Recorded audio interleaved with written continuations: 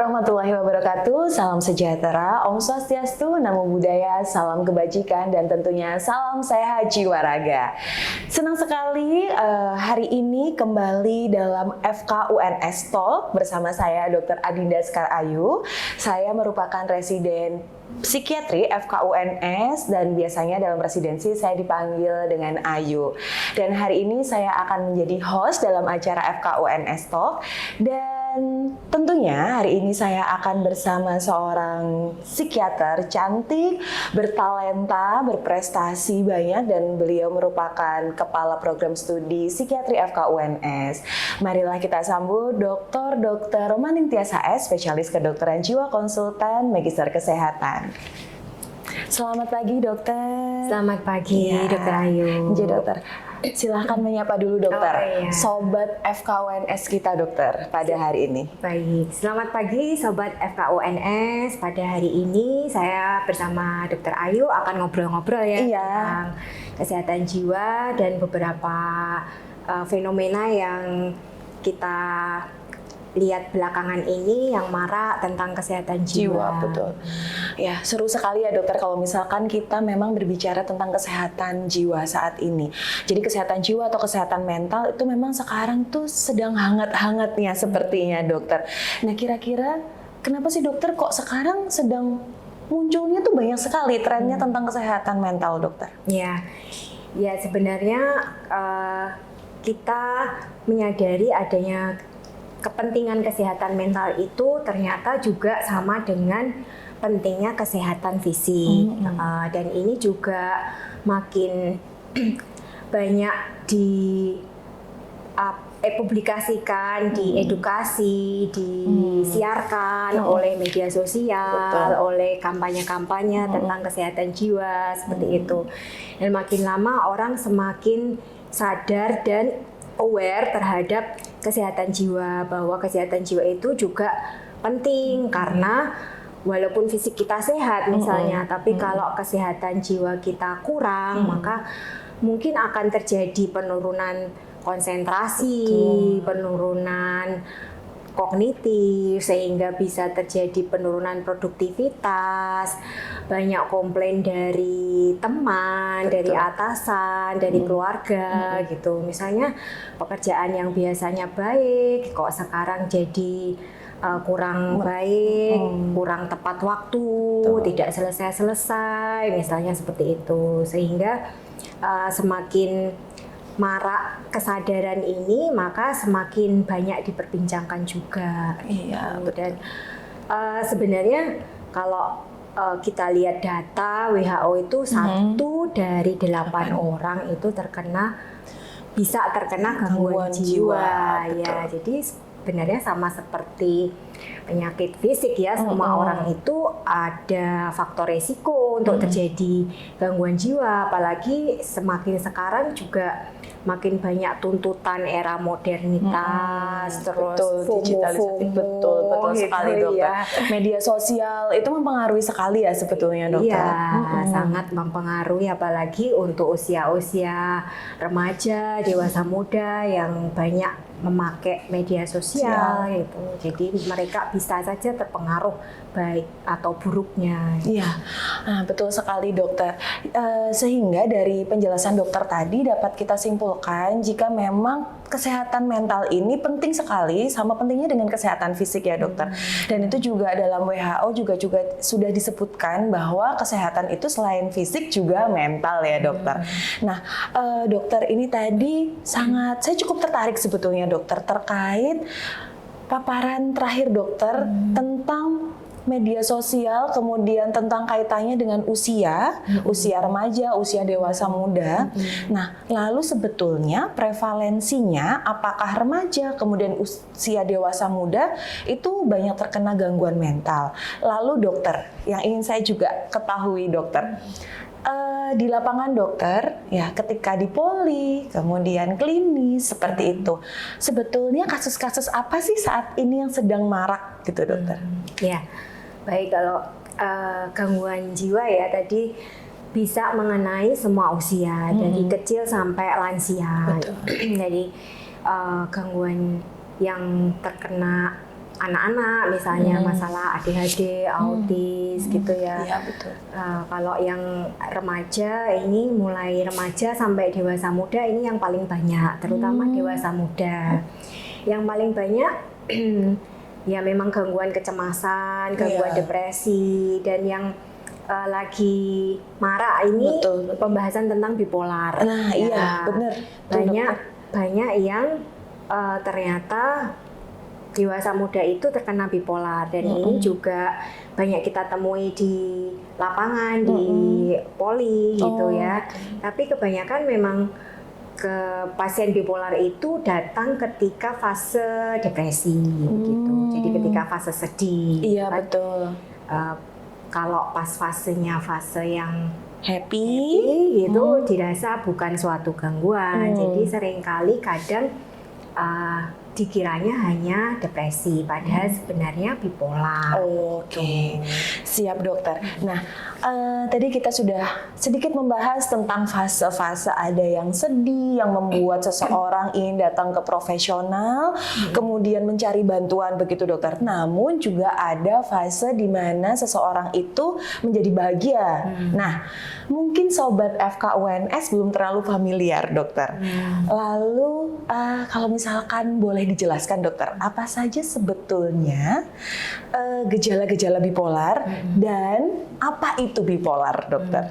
Ya, jadi bipolar itu suatu gangguan perasaan yang ditandai dengan dua fase mood yang ekstrim ya. Jadi pada suatu saat ya berada di fase yang sedih berlebihan, nggak mau ngapa-ngapain, merasa putus asa, dan ada ide bunuh diri kadang-kadang gitu. Tapi suatu fase juga ada fase sebaliknya, di mana energinya berlebihan, semangat berlebihan, tidak butuh tidur gitu. Tapi tentu saja harus ada yang namanya gangguan fungsi peran ya. Jadi tidak melulu kalau ini semangat belajar, ini semangat bekerja terus langsung dibilang manik atau hipomanik, kan tentu saja tidak. Tapi kita ada tanda bahwa seseorang itu suatu gangguan jiwa apabila ada gangguan dalam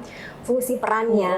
Tadi misalnya ya dia semua dikerjain, semua dia handle, tapi ternyata pekerjaannya nggak ada yang beres. Iya, nggak ada yang selesai seperti itu ya dokter ya. Mungkin selesai, tapi kadang-kadang kok nggak nyambung sih kerjaanmu, kok nggak sesuai dengan apa yang diminta. Jadi bahasa Jawanya jeladra, ambiar. Ya, gitu. Ambiar gitu. Nah terus kalau fase depresi ya itu yang biasanya orang datang minta bantuan karena merasa produktivitasnya menurun. Betul. Tanpa dengan dia merasa nggak ada energi, malas ngapa-ngapain, ada gangguan tidur yang dia merasa terganggu ya. Kalau yang fase manik atau hipomanik kadang-kadang tidak merasa terganggu. Sehingga tidak datang. Tapi biasanya yang mengamati adalah teman atau keluarganya gitu. Jadi kok nggak tidur terus melakukan kegiatan yang tidak bertujuan, gitu. Jadi malah terganggu fungsi perannya. Jadi tadi berarti ada beberapa gejala ya dokter. Yang pertama itu memang bipolar itu dapat dikatakan dikarenakan memang pada diri seseorang itu terdapat suatu gangguan dari perasaan atau mood. Nah, itu biasanya ditandai seperti dua kutub yang berbeda gitu ya dokter, yang mungkin paling sering didengar, yaitu sedih yang berlebihan ataupun senang yang terlalu berlebihan gitu, yang disebut manik ataupun yang disebut depresi. Nah, kemudian bipolar ini juga biasanya mengganggu dalam fungsi peran dan juga mengganggu dalam masalah relasi, mungkin bisa terganggu ya dokter. Ya, tentu saja. Ya, betul. Nah, tapi dokter, bipolar ini yang mendiagnosis harus profesional kan dokter? Ya, betul. Karena banyak sekali yang self-diagnosis saat ini dokter. Jadi sobat FKUNS, jadi perlu diketahui bahwa diagnosis itu memang yang perlu menegakkan adalah profesional begitu ya dokter. Oke. Ya, enggak boleh self diagnosis atau merasa mengaku-ngaku dirinya bipolar juga. Itu harus dikonfirmasi ya. Tentu saja kita juga harus memeriksa, kita konfirmasi dengan kriteria diagnosisnya, memenuhi kriteria waktunya, memenuhi kriteria penurunan fungsi perannya juga gitu. Iya. Jadi nggak ujuk-ujuk misalkan sedih putus cinta 1 hari langsung aduh aku depresi. Oh tidak. Kalau misalkan atau seneng 1 hari kemudian manik, tidak gitu ya dokter. Memang harus ada kriteria waktunya. Kemudian dokter untuk pengobatan. Nah ini paling sering pasien kita tanyakan ya dokter. Ketika pasien datang ke poli biasanya mereka bertanya, dokter pertama pengobatan saya seperti apa? Kemudian apakah saya bisa sembuh? Nah itu bagaimana dokter? Ya, tentu saja semua penyakit kan ada obatnya ya. Betul. Pas bipolar itu kita terapi sesuai dengan fasenya. Dan tentu saja kita harus berikan mood stabilizer itu. Kalau fasenya depresi bisa kita tambahkan antidepresan seperti itu. Sebenarnya sama dengan penyakit kronik yang lain, bipolar ini kan gangguan jiwa kronik ya. Betul. Seperti diabetes mellitus, seperti hipertensi, itu kan juga butuh pengobatan jangka panjang. Betul sekali. Bipolar ini juga seperti itu, butuh pengobatan jangka panjang. Jadi bisa jadi kadang-kadang kalau terus merasa baik, terus nggak minum obat lagi, bisa kumat lagi kan, sama seperti orang DM atau hipertensi kan, kalau nggak minum obat bisa kumat lagi. Betul sekali. Sama sebenarnya ini seperti itu. Jadi kalau kita sudah maintenance ya kita berikan dosis yang maintenance supaya tidak kumat-kumatan seperti itu. Jadi memang pengobatannya jangka panjang supaya ya bisa berfungsi peran dengan baik sehingga kualitas hidupnya juga baik. Lebih baik begitu ya dokter. Nah jadi untuk sobat FKUNS memang ketika seseorang didiagnosis bipolar pengobatannya perlu pengobatan jangka panjang karena bipolar juga merupakan salah satu penyakit yang kronis ya dokter. Ya baik. Selain untuk misalkan ada yang bertanya dokter untuk selain psikofarmaka nih, selain obat-obatan nih, apakah ada terapi lain dokter? Ya tentu saja ya, karena kan semua gangguan jiwa itu kan masalahnya ada di biologis dan psikososial. Jadi secara biologis kita terapi dengan psikofarmaka. Secara psikososial kita harus menerapi juga didampingi dengan psikoterapi. Psikoterapi yang biasa kita berikan untuk pasien bipolar adalah misalnya kognitif behavior therapy, CBT ya dokter? CBT, bisa mungkin mindfulness seperti itu. Dan tentu saja juga butuh dukungan keluarga, support dari lingkungan. Gitu. Jadi jangan sampai juga ada stigma dari keluarga atau orang terdekat. Ya, jadi karena obatnya kan harus diminum tiap hari, jangka panjang, kontrol rutin ke psikiater setiap bulan, seperti itu kan juga butuh dukungan. Jadi bukan di stigma nanti. Sayang sekali kalau kita sudah berikan pengobatan, baik itu psikofarmaka maupun psikoterapi, tapi ternyata keluarga tidak mendukung, biasanya prognosisnya ya kurang baik begitu, karena butuh dukungan dari keluarga dan lingkungan, teman terdekat, teman kerja, seperti itu. Ya, betul sekali dokter. Untuk terkait stigma, jadi memang beberapa pasien juga datang ketika itu dalam fase misalkan seandainya depresi ya dokter. Nah, saat itu mungkin dewasa ini orang-orang itu takut ya dokter untuk menceritakan keluh kesahnya kepada keluarga, kemudian datang ke kita sendirian. Ternyata memang pengobatannya ya ada perbaikan tapi kurang membaik. Tapi ketika kurang maksimal, tapi ketika keluarga sudah turut serta membantu, memang ya kita lihat perbaikannya lebih maksimal ya dokter, seperti itu. Nah dokter, kemudian ada yang saya kepo, ingin tahu dokter. Kan bipolar dokter.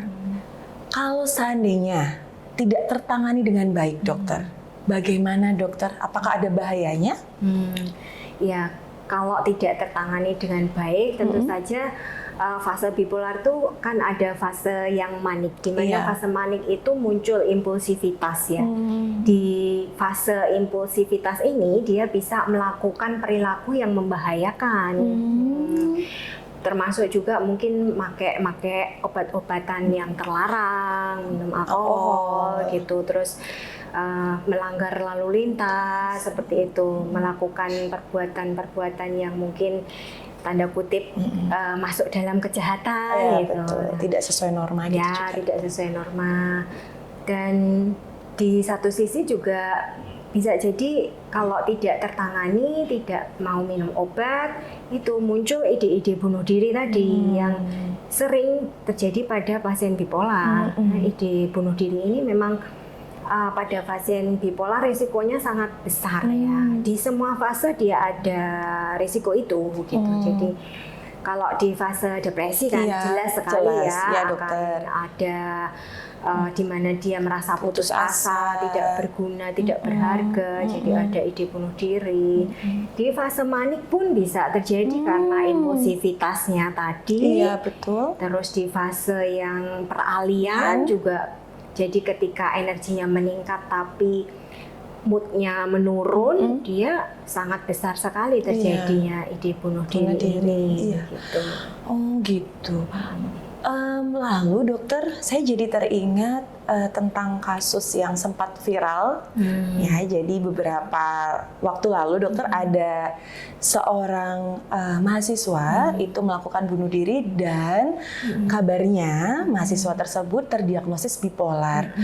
Apa mungkin ada kaitannya ya dokter antara bipolar dengan perilaku bunuh diri atau suicide dari mahasiswa ini, dokter? Ya, tentu saja karena bipolar dan ide bunuh diri itu sangat berhubungan erat. Jadi faktor risikonya bisa 20-30 kali lipat dibanding populasi biasa ya. Besar ya dokter. Tadi pada semua fase ada risiko ide suicide tadi, baik itu di fase depresi, fase manik, fase peralihan, termasuk juga ketika dia merasa sudah baik-baik saja terus tidak minum obat. Nah, ketika ada mungkin stresor, nah dia tidak dalam perlindungan obat dalam tanda kutip, bisa sangat mungkin ada ide bunuh diri yang pada akhirnya bisa terjadi. Gitu. Dan perlu untuk itu sebenarnya perlu deteksi dini ya dari keluarga maupun teman terdekat semestinya. Ya, dokter, kemudian berarti sangat berbahaya ya sebetulnya jika memang bipolar ini tidak dalam pengawasan seperti itu. Kemudian dokter, jika ada seorang yang terdiagnosis bipolar, kemudian pasien ini itu tiba-tiba ada merasa mulai ada ide, tapi belum sempat untuk melakukan, belum sempat, tetapi belum ingin untuk melakukan, seperti itu hanya terlintas ide. Apa yang harus dilakukan oleh pasien ini, dokter? Dia harus segera menyampaikan ke teman terdekat atau keluarga atau siapapun orang yang dia percaya, atau kontrol lagi ke psikiater barangkali begitu. Jadi dia harus menyampaikan bahwa muncul ide-ide bunuh diri itu, sehingga nanti dari psikiater bisa menyarankan supaya jangan sendirian, jangan pernah sendirian. Jadi maupun misalnya dia di kos, ya minta tolong teman yang di kos untuk nitip ke dia gitu, jangan dikunci pintunya, jangan ada barang-barang yang memicu pikiran bunuh diri, misalnya kayak cutter, tali, itu sebaiknya disingkirkan. Gitu. Dan tentu saja harus minum obat teratur, jangan sampai putus obat. Oke, jangan sampai putus obat ya dokter. Betul dokter, ini menarik sekali ya dokter, karena saat ini memang prevalensi atau kejadian bunuh diri pun di lingkungan sekitar kita itu cukup meningkat ya dokter, begitu. Jadi memang salah satunya bisa dikarenakan bipolar ini. Bisa jadi karena faktor risikonya sangat besar. Untuk sobat FKUNS ini dokter, jadi kira-kira apa sih yang bisa jadi pencegahan. Apakah bipolar bisa dicegah, dokter? Seperti itu, atau perilakunya yang bisa dicegah seperti apa, dokter? Ya, bipolar ini lebih banyak faktor biologisnya ya. Jadi secara genetik kalau ada keturunan yang ada bipolar, kita harus lebih waspada dibanding yang tidak gitu. Jadi ketika ada riwayat itu harus hati-hati apabila ada muncul stresor seperti itu, dan dukungan dari keluarga, teman, dan lingkungan itu tadi sangat penting ketika melihat ada perubahan perilaku atau perubahan perasaan pada temannya itu atau pada saudara atau keluarganya itu. Jadi yang biasanya ceria kok sekarang jadi murung, atau yang biasanya baik-baik saja kok ini melakukan pemborosan misalnya, belanja terus, nggak bertujuan Iya, gitu misalnya. Jadi harus aware ada apa toh gitu. Dan kalau di UNS ini saya kira ada layanan bantuan ya, konseling sasmita jiwa itu, saya kira itu juga bisa dimanfaatkan untuk para mahasiswa yang merasa kok ada perubahan suasana perasaan atau mulai males kuliah gitu misalnya, mungkin bisa konsultasi ke sasmita jiwa ya, dokter. Jadi memang UNS ini sudah memiliki fasilitas berupa layanan kesehatan, yaitu sasmita jiwa itu ya, dokter. Nah, dokter, kalau misalkan sedikit dokter untuk sobat FK UNS, mungkin yang masih ragu ke sasmita jiwa begitu. Apakah kalau misalkan kita ke sasmita jiwa itu hanya untuk yang sudah parah banget, istilahnya seperti itu, memiliki gangguan mental yang sudah sangat berat? Apakah seperti itu, atau misalkan sekedar kita memiliki masalah gitu, itu boleh untuk konseling ke sasmita jiwa, dokter? Kira-kira, dokter? Boleh, mau curhat-curhat apa saja juga boleh, dan itu di tiap fakultas ada seperti teman pendamping gitu ya. Jadi dari sasmita jiwa itu sudah merekrut mahasiswa-mahasiswa dari tiap-tiap fakultas seperti itu untuk jadi kayak teman curhat begitu. Ya, betul. Itu bisa ke dia dulu kan, mungkin sesama mahasiswa jadi lebih enak ngobrolnya gitu, bisa. Nanti kalau perlu konsultasi lebih lanjut nanti bisa ke sasmita jiwa. Nanti di sana juga barangkali kalau diperlukan memang harus butuh bantuan yang lebih lanjut bisa diarahkan ke psikiater. Betul.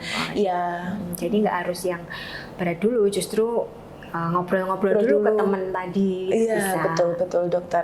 Saya setuju sekali. Jadi memang tidak perlu menunggu kita memiliki gangguan terlebih dahulu. Kita misalkan ada masalah seperti itu yang memang kita kok rasanya berat sekali ya, tidak bisa kita tangani sendiri, kita mungkin perlu untuk bantuan orang lain, bisa ke sasmita jiwa ya, dokter. Dan dokter, misalkan ada teman-teman yang teman aku kok aneh banget ya dia gitu. Apakah terus kemudian kemungkinan nih pasti ya temannya ini terdiagnosis bipolar, tidak perlu dijauhi kan ya, dokter? Oh iya, tidak perlu dijauhi, dan kita juga tidak boleh menjudge pas teman kita itu. Iya, betul. Iya, jadi namanya orang kan kepribadiannya berbeda-beda. Ya memang ada yang seneng banyak temennya, ada yang lebih seneng sendiri, termasuk hobi kan juga beda-beda. Ada yang hobinya ke tempat keramaian, ada yang hobinya yang sunyi-sunyi gitu. Jadi ya tidak bisa dipaksakan itu. Dan kalau memang ada yang berbeda, tentu saja kita melihat apakah ada gangguan fungsi perannya seperti itu. Misalnya yang biasanya rajin kuliah kok ini jarang masuk. Nah, itu yang perlu diwaspadai. Tapi kalau namanya kepribadian berbeda-beda itu ya saya kira tidak masalah ya. Iya, betul sekali. Sebetulnya seru sekali ya, dokter, ngobrol kita hari ini. Kita udah dapat pembelajaran tentang bipolar itu seperti apa, kemudian kejadian-kejadian ternyata yang viral belakangan ini terkait dengan bunuh diri dan bipolar itu memang sangat berkaitan erat. Kemudian dokter Asti juga di akhir tadi spill tentang kepribadian mungkin dapat kita lanjutkan pada obrolan selanjutnya. Nanti kita perlu untuk membuat suatu FKUNS Talk lagi terkait tentang kepribadian ya. Nah, untuk sobat FKUNS, ternyata banyak sekali yang hari ini sudah kita ketahui. Kita sudah mendapatkan banyak insight, banyak ilmu dari Dr. Romaning Tias HS, spesialis kedokteran jiwa, konsultan magister kesehatan. Beliau tadi sudah menjelaskan banyak sekali tentang bipolar. Ternyata bipolar itu merupakan suatu penyakit kronis yang memang memerlukan pengobatan jangka panjang. Dan tidak perlu ada stigma terkait hal itu. Jadi stigma itu sudah tidak keren lagi. Yang keren adalah kesadaran diri terhadap kesehatan mental baik diri sendiri maupun orang lain. Dan untuk sobat FKUNS, jika memang merasa perlu bantuan profesional atau perlu bantuan orang lain, dapat segera menghubungi profesional ataupun UNS ini sudah memfasilitasi hal tersebut, yaitu melalui Sasmita Jiwa. Jika memang masih ragu untuk datang ke profesional atau psikiater, dapat melalui Sasmita Jiwa dulu dan jangan ragu bahwa tidak ada stigma atau judge saat ini. Mungkin Dr. Astrid, sebelum kita menutup FKUNS Talk pada hari ini, apakah ada pesan yang ingin disampaikan kepada sobat FKUNS? Ya, jadi kesehatan mental ini sama pentingnya dengan kesehatan fisik ya. Jadi kalau kita aware dengan kesehatan fisik, misalnya flu, batuk, pilek, nah kita juga perlu aware juga dengan kesehatan mental ketika kita sudah mulai malas, ketika kita sudah mulai misalnya penurunan konsentrasi, ya, ada perubahan suasana perasaan, perlu disampaikan seperti itu. Segera diperiksakan sebelum berlanjut, saya kira itu. Nah ya, terima kasih dokter acara bincang kita pada hari ini. Ya. Semoga ilmu yang dokter berikan bermanfaat untuk kita semua, bermanfaat untuk sobat FKUNS. Sampai jumpa di lain kesempatan dokter.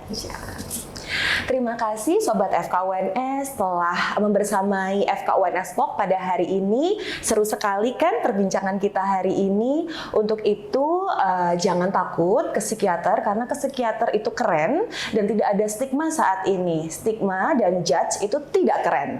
Terima kasih, saya akhiri. Wassalamualaikum warahmatullahi wabarakatuh. Waalaikumsalam.